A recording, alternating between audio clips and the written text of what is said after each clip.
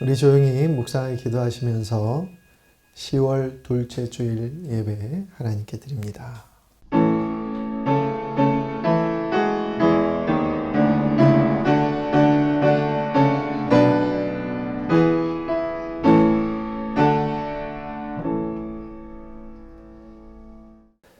다 함께 경배 찬송 28장을 함께 부르시겠습니다.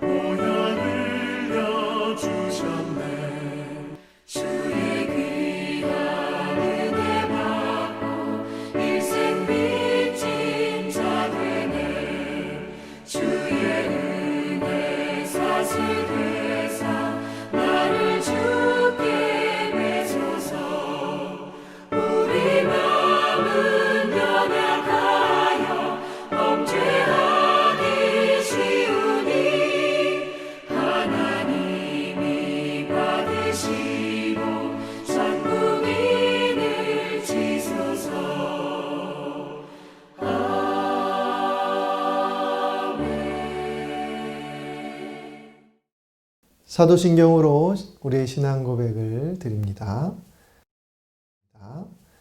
전능하사 천지를 만드신 하나님 아버지를 내가 믿사오며 그 외아들 우리 주 예수 그리스도를 믿사오니 이는 성령으로 잉태하사 동정녀 마리아에게 나시고 본디오 빌라도에게 고난을 받으사 십자가에 못 박혀 죽으시고 장사한 지 사흘 만에 죽은 자 가운데서 다시 살아나시며 하늘에 오르사 전능하신 하나님 우편에 앉아 계시다가 저리로서 산자와 죽은 자를 심판하러 오시리라. 성령을 믿사오며 거룩한 공회와 성도가 서로 교통하는 것과 죄를 사하여 주시는 것과 몸이 다시 사는 것과 영원히 사는 것을 믿사옵나이다. 아멘. 성시교독은 교독문 56번 시편 128편을 함께 나누시겠습니다. 여호와를 경외하며 그의 길을 걷는 자마다 복이 있도다. 네가 내 손이 수고한 대로 먹을 것이라. 내가 복되고 형통하리로다. 내 집 안방에 있는 내 아내는 결실한 포도나무 같으며 내 식탁에 둘러앉은 자식들은 어린 감람나무 같으리로다. 여호와를 경외하는 자는 이같이 복을 얻으리로다. 여호와께서 시온에서 내게 복을 주실지어다. 너는 평생에 예루살렘의 번영을 보며 내 자식의 자식을 볼지어다. 이스라엘에게 평강이 있을지로다. 아멘. 예배와 우리 드려질 예물을 위해서 기도드리겠습니다. 하나님, 10월 둘째 주일 예배 오늘도 우리가 함께 모여 예배드립니다. 또 가정에서 교회에서 예배드리는 모든 이들 위해 은혜를 허락하여 주시고 예배를 드림으로 잃어버렸던 하나님, 놓쳤던 하나님 찾는 귀한 시간 되도록 인도하여 주옵소서.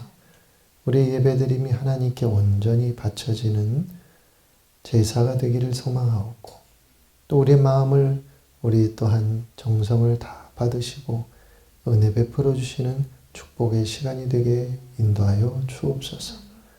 오래도록 진행되는 이 어려운 때 하나님 하늘을 보고 살아가는 우리 믿음의 식구들을 지켜주시고 하나님 기억하여 주시사 하나님의 은혜의 장중에 붙들어 주시고 권능의 오른팔로 하나님 모든 어려움들을 막아 주시옵소서. 믿음으로 살게 하시고 믿음으로 사는 자가 얻는 복을 얻게 하여 주옵소서.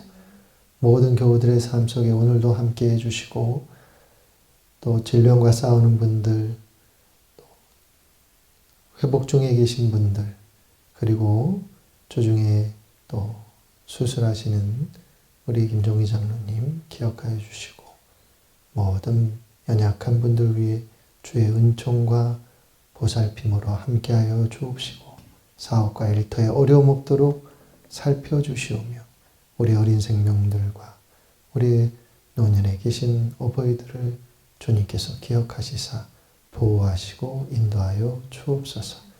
우리 입의 시종을 주께 맡깁니다. 드려지는 예물도 기쁨으로 받으시고 예물을 드리는 가정마다 경제적으로 어려움 없도록 인도하여 주시고 매 순간 채우시는 하나님의 은혜를 맛보게 하여 주옵소서. 주 예수 그리스도의 이름으로 간절히 기도드리옵나이다.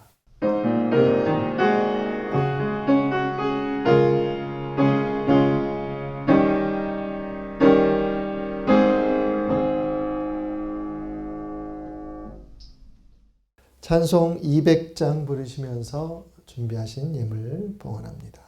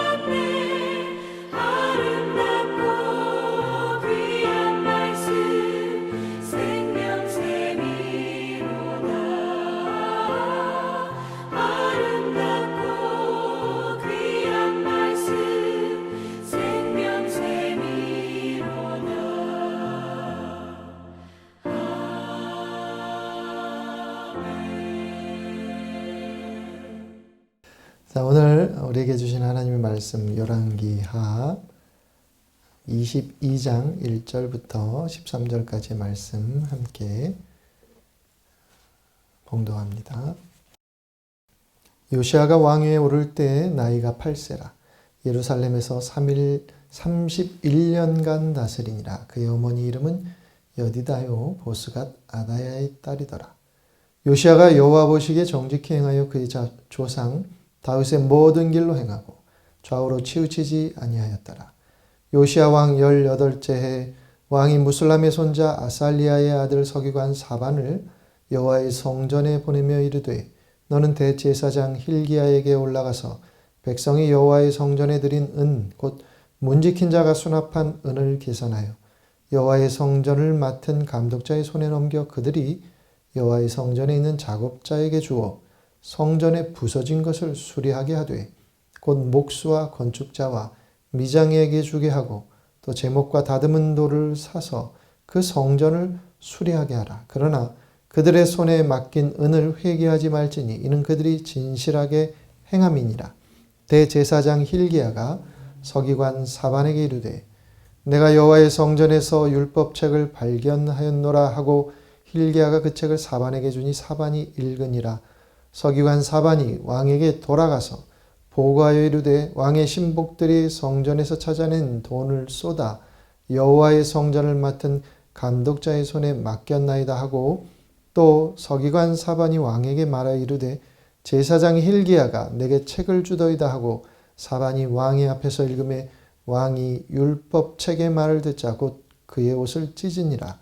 왕이 제사장 힐기야와 사반의 아들 아히감과 미가야의 아들 악볼과 서기관 사반과 왕의 시종 아사야에게 명령하여 이르되 너희는 가서 나와 백성과 온 유다를 위하여 이 발견한 책의 말씀에 대하여 여호와께 물으라.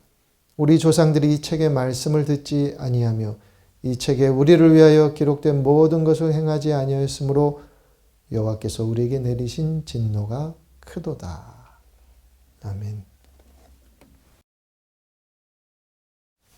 할렐루야. 네. 주님의 이름으로 여러분 모두를 축복합니다. 이스라엘 족장 중에 가장 극적인 인생을 살았던 사람은 누구로 생각하십니까? 아브라함, 이삭, 야곱, 요셉. 좀 극적인 인생을 살았다라고 하면 요셉이 아닐까 그런 생각을 합니다.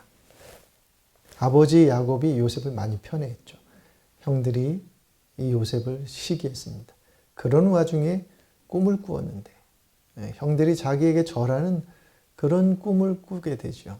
그걸 또 자랑 삼아 얘기했다가 형들의 아주 큰 미움을 받습니다. 그리고 결국 형들이 이 요셉을 죽이려고 하다가 참아 죽이지는 않고 이스마엘 상인들에게 팔아버리죠. 그래서 노예로 애굽, 이집트로 그렇게 끌려오게 된 요셉. 참 기구한 삶을 살아갑니다. 게다가 억울한 누명까지 쓰고 감옥에도 갇히죠. 온갖 고생을 다할 참 젊은 나이에 굉장히 큰 힘든 삶을 삽니다. 그러다가 바로의 꿈을 해몽한 일을 계기로 해서 정말 인생이 너무도 180도로 달라졌죠. 롤러코스터를 타듯이 인생이 바뀌었습니다. 나라의 바로 다음으로 최고의 자리까지 오른 놀라운 경험을 합니다. 축복이라고 말할 수 있겠는데 그랬던 요셉, 그 요셉이 그렇게 그런 자리에 오르기까지 자기 감정을 잘 드러내지 않습니다.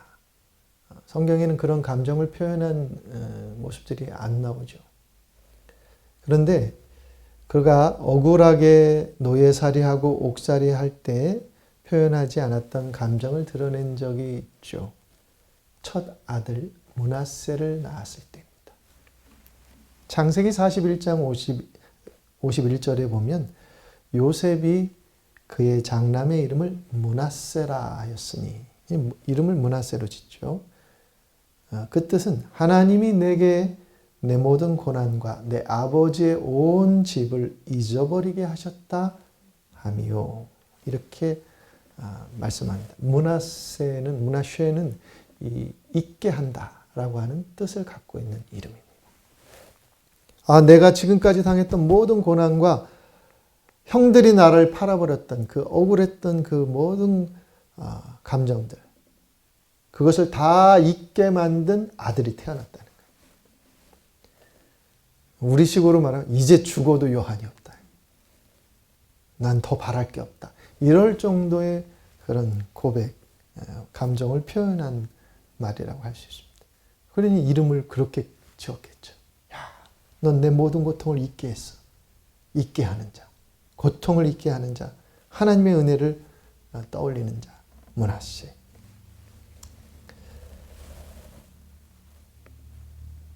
아픔과 억울함을 잊게 한 행복의 원천이 되는 이름, 요셉에게는 그것이 므낫세였습니다. 그런데 이 므낫세 이름이 여러 차례 나오긴 하지만 또 중요하게 오늘 본문 이전에 이 므낫세 이름이 나옵니다.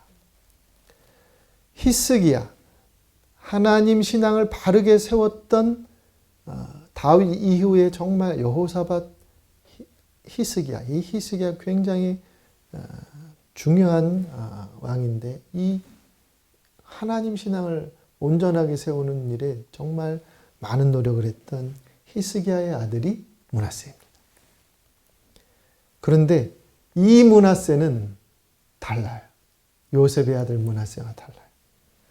요셉의 아들 므낫세는 아버지의 고통과 아픔을 잊게 하는 아들이었는데 이 므낫세는 아버지가 세운 하나님 신앙과 회복한 모든 하나님의 은혜를 다 잊어버리게 만든, 거꾸로 모든 은혜와 축복을 잊어버리게 만든 왕이 됩니다. 아버지의 종교개혁을 또 거꾸로 뒤집었어요. 그래서 온통 나라에 우상을 세우고 우상에게 제사를 드리고, 심지어는 유다 왕 중에 유일하게 자녀를 제물로 바치는 그런 일들을 행하면서까지 나라를 온통 반 하나님 신앙으로 세웠던 왕. 그래서 유다에서 가장 악한 왕으로 기록되는 사람이 므낫세입니다. 같은 이름인데 한 사람은 고통을 잊게 했고 또 한 사람은 은혜를 잊어버리게 했습니다. 이 두 사람의 간격이 꽤 큽니다. 성경의 인물들을 보면 이들에게서 우리의 모습이 보일 때가 있어요. 성경이 누구처럼 닮아가고 싶다. 그런 소망을 품게 하는 경우도 있죠. 우리는 성도라고 하는 같은 이름을 갖고 있지만 어떤 성도는 아픔과 고통을 잊게 하는 므낫세와 같은 모습을 보여줄 때가 있고 또 어떤 성도는 그렇지 않고 오히려 은혜를 잊어버리게 하는 성도의 모습을 보여줄 때가 있죠. 저와 여러분은 그 전자로서의 므낫세의 삶을 살기를 주의 이름으로 축원합니다. 가끔 정말 생각하지도 못한 뜻밖의 사람이 위로와 격려를 해줄 때가 있어요. 이분이 이럴 줄은 생각도 못했다. 그럴 때 있지 않습니까? 하나님께서 보내시는 므낫세들이 우리의 삶의 주변에 가끔 있습니다. 그런 사람들을 만나게 될 때 참 힘든 중에도 위로와 힘을 얻게 되죠. 바라기는 우리 교우들이 주변의 누군가에게 오늘과 같은 때 정말 시름과 아픔을 잊게 하는 그런 므낫세와 같은 삶을 살기를 주의 이름으로 간절히 축원합니다. 요셉의 아들 므낫세가 아닌 히스기야의 아들 므낫세를 하나님이 징계하셨어요. 아수르로 하여금 유다를 공격하게 하셨고 유다는 그 전쟁에서 패하고 므낫세는 바벨론으로 끌려갑니다. 근데 여기에 반전이 있어요. 그토록 악했던 므낫세가 거기서 하나님께 회개합니다. 역대기 11개는 그 기록이 없어요. 근데 역대기의 기록이 있어요. 33장 12절 13절을 읽어보면 이런 말씀이 있습니다.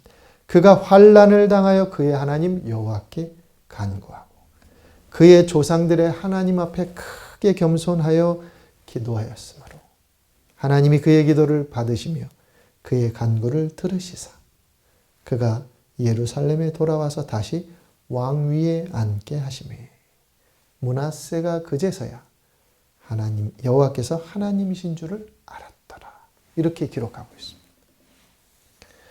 하나님이 므낫세가 정말 진심으로 뉘우치는 것, 회개하는 것을 보고 그를 참 용서해 주세요. 마음씨도 좋은 하나님.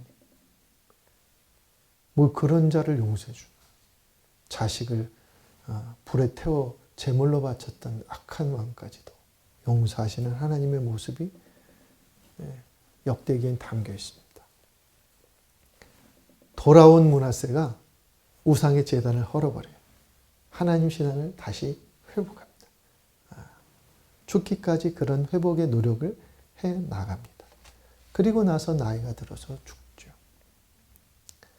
그런데 그가 죽고 난 다음 이어서 왕이 된 아들이 아몬이라고 하는 왕입니다. 근데 이 아몬은 또 아버지가 다시 회복한 여호와 신앙을 다시 무너뜨려요. 아버지의 좋은 점은 하나도 담지 않고 나쁜 점만 닮아갑니다. 결국 이 아몬이 2년 후에 신하들의 손에 의해서 암살을 당하고 죽습니다.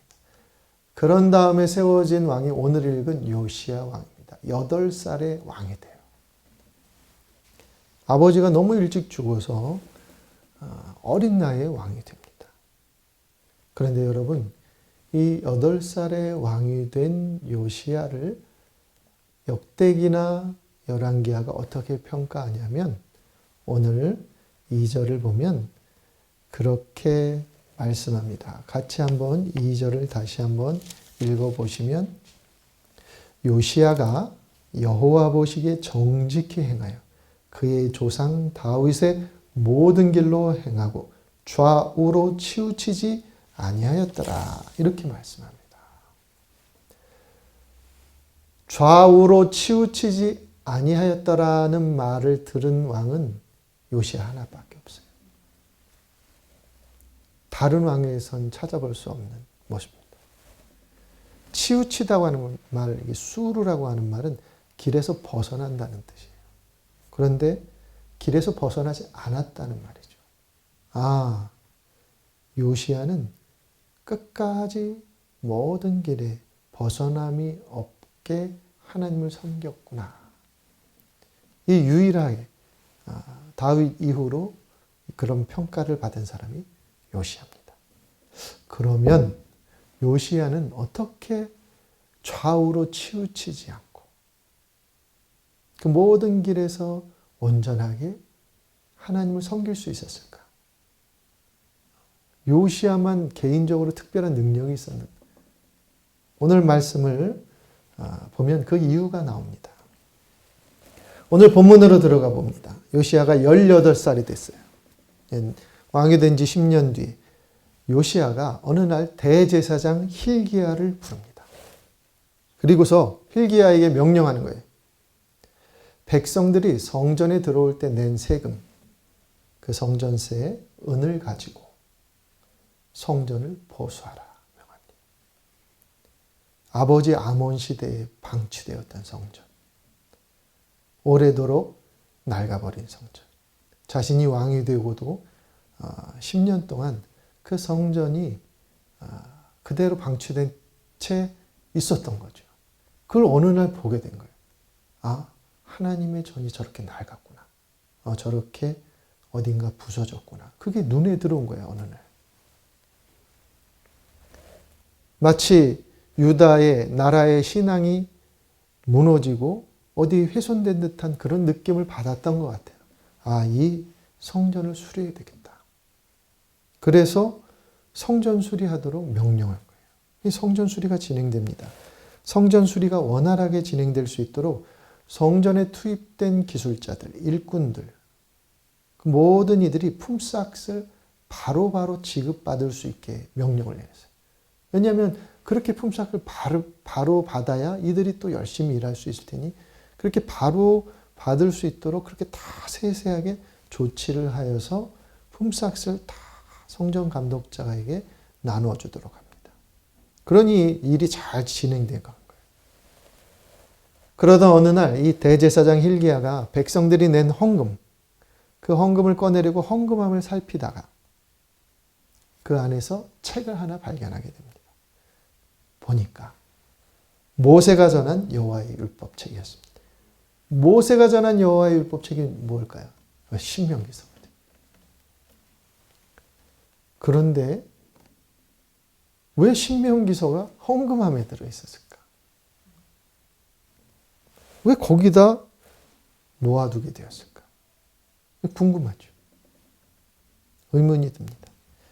그것은 이렇게 추정을 합니다. 유다의 우상 숭배가 아주 팽배할 때 성전도 그냥 훼손되기도 하고 여호와 성전에 다른 우상들을 막 세워놓고 특히 므낫세는 1월 성신을 숭배하기도 했거든요. 그러면서 뭐 성전에 가지각색의 우상들을 세워놓고 훼손시켜 놓았던 때가 있고 그 전 왕들 중에도 그런 사람들이 아몬도 그랬고 그러니 어느 시대에서 그랬는지는 몰라도 누군가가 이러다가 하나님이 주신 이 율법책도 훼손되거나 사라지거나 불태워져 버리는 거 아닐까 이런 걱정스러운 마음이 있었던 것 같아요. 그래서 그것을 어디에 숨겨놓을까 하다가 성전의 헌금함에 숨겨놓았던 겁니다. 누군가 그런 마음이 있어서 누군가 그걸 보존하려고 했던 거죠. 그런데 성전의 낡은 것을 보고 저 성전을 고쳐야 되겠다. 그런 마음이 들었던 요시야가 성전을 수리하게 하면서 이 성전의 헌금함에 숨겨져 있던 율법책이 그래서 발견되게 된 것입니다. 이게 우연히 발견된 것처럼 보이지만 낡은 성전을 보고 그 마음의 아픔을 느끼고 하나님의 전을 수리해야겠다 마음먹은 요시야 그 마음이 감동되지 않았더라면 율법책은 발견되지 않았을 수도 있습니다. 왜냐하면 요시야 이후에 왕들은 계속 우상 숭배를 해나가고 결국 나라가 멸망했거든요. 율법책의 발견은 요시야의 마음에 주신 하나님의 선물이라는 생각을 하게 되었습니다. 율법책을 발견한 hilki야 대사장이 그걸 이제 서기관, 성경을 옮겨 적는 사람들이죠. 사반에게 갖다 주고 사반이 그걸 읽으면서 이게 신명기라는 걸 알고 왕에게 달려가서 왕에게 읽힙니다. 읽어줍니다. 그 앞에서 읽었다는 문구가 있어요. 그 앞에서. 사반이 그 율법책을 가지고 가서 왕의 앞에서 읽음에 10절 끝부분에 그런 말씀이 나오죠. 그렇습니다. 여러분, 읽지 아니하는 율법책이 무슨 의미가 있겠습니까? 읽히지 않는 또 율법책이 또한 어떤 의미가 있겠습니까? 읽어야 귀에 들리고 읽어주어야 마음에 울릴 것 아니겠습니까? 요시야가 그 율법책의 말씀을 듣고 나서 반응을 보는 거예요. 자기 옷을 찢었어요. 말씀을 듣는 사람에게는 어떤 반응이든 일어나게 되어 있습니다. 요시야는 옷을 찢는 것으로 말씀에 반응했습니다. 신명기의 말씀이 어떤 것이었길래 요시야는 옷을 찢었을까? 신명기에는 모세가 하나님으로부터 받은 10계명의 말씀이 들어있고 그리고 가나안에 들어가 살 때 지켜야 할 구체적인 계명과 규례, 규범들이 적혀 있는 성경입니다. 그리고 신명기서는 아주 분명한 신앙관을 갖고 있어요. 순종하는 이에게는 축복과 은혜, 순종하지 않는 이에게는 징계와 재앙. 이게 아주 분명한 것이 신명기의 신앙관입니다. 그 말씀을 쭉 읽은 거예요. 그 말씀을 듣고서 요시야가 각성하게 되는 것이죠. 신명기 5장 32절 33절에 보면 순종할 때 주시는 약속의 말씀들이 있습니다. 그 대표적인 많은 말씀들이 있지만 오늘 이 말씀만 읽어드립니다. 그런즉 너희 하나님 여호와께서 너에게 명령하신 대로 너희는 삼가 행하여 좌로나 우로나 치우치지 말고 너희 하나님 여호와께서 너희에게 명령하신 모든 도를 행하라. 그리하면 너희가 살 것이요 복이 너희에게 있을 것이며 너희가 차지한 땅에서 너희의 날이 길리라. 그 반면에 불순종했을 때 주어지는 재앙에 대한 약속들이 있거든요. 그 약속들에 대한 말씀 중에 8장 19, 20절을 읽도록 하겠습니다. 네가 만일 네 하나님 여호와를 잊어버리고 다른 신들을 따라 그들을 섬기며 그들에게 절하면 내가 너에게 증거하노니 너희는 반드시 멸망할 것이라. 여호와께서 너희 앞에서 멸망시키신 민족들 같이 너희도 멸망하리니 이는 너희가 너희 하나님 여호와의 소리를 청종하지 아니함이니라. 이런 말씀들이 계속 나오거든요. 신명기는 반복됩니다. 복과 은혜, 징계와 재앙. 이에 대한 말씀들이 주어진 책이 신명기인데 요시야가 그 말씀을 읽게 되면서 자신들이 얼마나 하나님 신앙으로부터 멀리 떨어져 있는지를 깨달은 거예요. 그래서 부끄럽고 죄송한 마음에 옷을 찢은 거죠. 이제 과거의 불순종의 옷, 옛사람의 옷을 찢는 것으로 요시야는 하나님 앞에서의 회개를 다짐한 것입니다. 요시야는 율법책에 담긴 하나님의 마음을 읽었고 하나님은 그런 요시야의 행동 속에 담긴 회개와 그 겸허한 심령을 보셨습니다. 요시야는 하나님이 유다에 내리실 진노가 클 것이라는 예감을 하게 되고 그리하여서 여선지자인 훌다라고 하는 사람에게 이 하나님의 뜻을 묻기 위해 사람을 보냅니다. 하나님이 훌다를 통해서 요시야에게 응답하십니다. 이 19절 말씀이 그래요. 19절 말씀을 다 같이 읽겠습니다.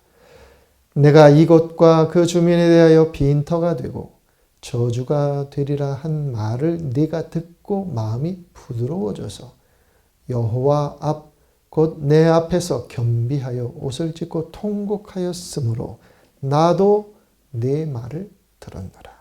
여호와가 말하였느니라. 훌다가 전해준 말이에요. 요시야가 하나님 앞에 하나님 말씀을 듣고서 그 기록된 말씀을 듣고 눈물로 회개한 것을 보셔서 마음이 겸비한 것을 보시고 나도 너 요시야의 말을 들었다. 이렇게 말씀하십니다. 비록 이제 정해진 심판은 진행될 것이지만 하나님은 그 뒤에 요시야가 그 재앙의 아픔을 보지 않도록 하시겠다고 선언하십니다. 자, 오늘 말씀은 요시야가 정직히 행하고 다윗의 모든 길로 행하고 좌우로 치우치지 않을 수 있었던 근본적인 이유가 바로 율법책에 있었다고 하는 사실을 우리가 알게 됩니다. 사람의 가치 판단은 시대와 상황에 따라 달라질 수 있습니다. 그러나 하나님의 기록된 말씀은 시대와 상황에 따라 그 가치가 달라지는 것이 아닙니다. 그것은 항상 그 자리에 있는 것입니다. 그 가치는 계속되는 거예요. 그래서 그것으로서 즉 기록된 말씀으로서 우리가 기준을 삼고 그것으로서 우리가 옳고 그름의 판단을 갖고 그것으로서 생명과 죽음의 길을 발견할 수가 있게 되는 것입니다. 기록된 말씀을 나의 삶의 기준, 준거로 삼을 때 우리는 좌우로 치우치지 않을 수 있는 줄 믿습니다. 기록된 말씀을 준거 삼을 때 비록 시대가 다르고 섬기는 교회가 다르다 할지라도 하나님의 말씀에 대한 성도들의 반응은 일치할 수가 있는 거예요. 어느 목사님이 이렇게 말씀하셨다. 이런 것이 우리의 기준이 될 수가 없어요. 누가 이렇게 말했기 때문에 나는 이렇게 한다. 이렇게 대답하는 성도가 되어서는 안 되는 거죠. 기록된 하나님의 말씀이 무엇을 가리키는가? 기록된 하나님의 말씀이 어느 방향을 지시하는가? 나에게 무엇라 말씀하는가? 나는 그 말씀에 응답하여 이렇게 사는 겁니다. 라고 반응하는 존재가 저와 여러분이 되어야 할 줄 믿습니다. 우리가 그걸 회복해야 될 것 같아요. 하나님께서 우리의 말을 들으시는 때는 언제인가? 우리가 그 기록된 말씀에 바르게 반응할 때입니다. 요시야가 바르게 반응하니까 나도 네 말을 들었노라. 이렇게 응답하셨어요. 여러분, 이 말씀이 이 19절의 마지막 말씀이 우리의 마음을 사로잡습니다. 하나님의 말씀에 귀 기울이는 사람이 하나님의 대답을 듣게 되는 것이고 하나님의 말씀에 반응하는 사람이 하나님의 응답을 경험하게 되는 줄 믿습니다. 하나님의 말씀에 반응하는 사람이 누구입니까? 그게 성도죠. 그게 그리스도의 일꾼이죠. 그 사람이 하나님의 자녀죠. 그러나 반응하지 않는 사람은 여러분 하나님과 상관없는 사람인 거예요. 하나님의 말씀에 반응하지 않는 사람은 비록 목회자라 이름하고 교인이라 이름하여도 하나님의 말씀에 반응하지 않으면 우리는 하나님과 상관없는 사람이 되는 겁니다. 하늘에 속한 백성이 아닌 거예요. 생명책에 그 이름이 기록되지 않는 겁니다. 응답은 전혀 기대할 수 없는 것입니다. 이 말씀을 읽으면서 그런 생각을 해보았습니다. 저와 여러분의 삶에서 잃어버린 율법책을 찾아야겠다.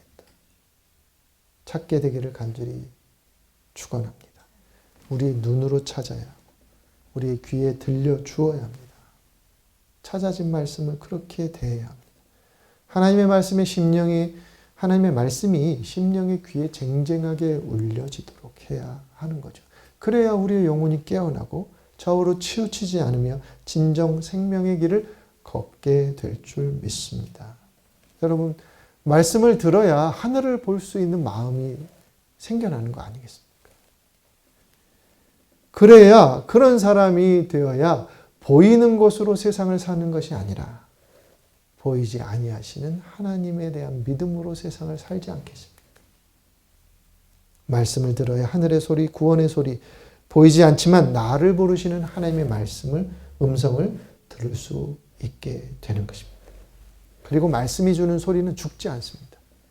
여러분 언제고라도 우리의 영혼을 깨우게 됩니다. 어떤 계기를 통해서라도 10년 전 들었던 그 말씀이 잠자던 나를 깨울 수도 있는 거예요. 여러분 10년이 지나도 20년이 지나도 심중에서 우리를 깨어나게 하고 살리는 것은 하나님의 말씀뿐입니다. 그 말씀을 우리의 삶의 중고로 삼고 좌우로 치우치지 않는 저와 여러분 되기를 주님의 이름으로 간절히 기원합니다. 기도하겠습니다. 하나님, 우리를 도우소서. 우리 삶에서 잃어버린 율법책을 찾게 하소서. 기록된 말씀 하나님의 성경을 붙들고 다시 회복되어지는 무신령들이 되게 도와주옵소서. 예수님의 이름으로 간절히 기도합니다. 아멘. 교회 소식을 전하도록 하겠습니다. 지난주부터 예배를 2번 나누어 드리고 있습니다. 아침 9시 반에 드리고 또 11시에 나누어 드리고 있는데 우리 교우들께서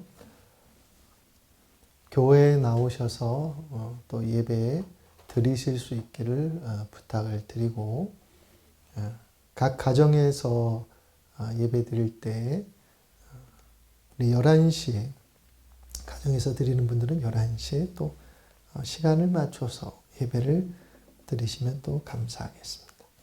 내일부터 9기 90일 성경 통독 다시 시작을 하도록 하겠습니다. 참여하실 분들은 연락해 주실 바라고, 특별히 이제 중보기도해 주실 분은 우리 13일 화요일에 김종희 장로님 담관이라고 해야 되나요? 그쪽에 이제 혹이 있으셔서 제거 수술을 하십니다. 위에서 기도해 주시기를 부탁을 드립니다. 한 주간 건강하시고 평안하시길 또 주님의 이름으로 축원합니다. 우리 함께 찬송 546장 찬송 부르신 후에 축도로 예배를 마치겠습니다.